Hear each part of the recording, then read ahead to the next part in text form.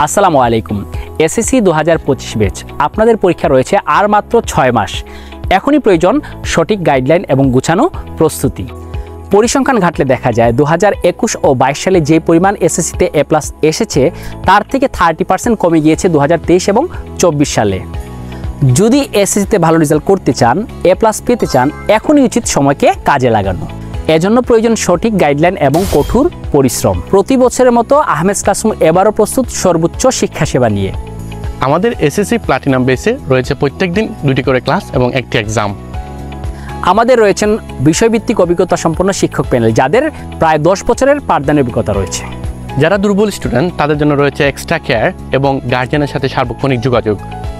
প্রতি বছর আমাদের এসএসসি এবং এইচএসসি প্লাটিনাম ও গোল্ডেন ব্যাচে প্রায় 50 থেকে 60% এ প্লাস আসে, অর্থাৎ প্রতি 10 জনের মধ্যে 5 থেকে 6 জন এ প্লাস পায়।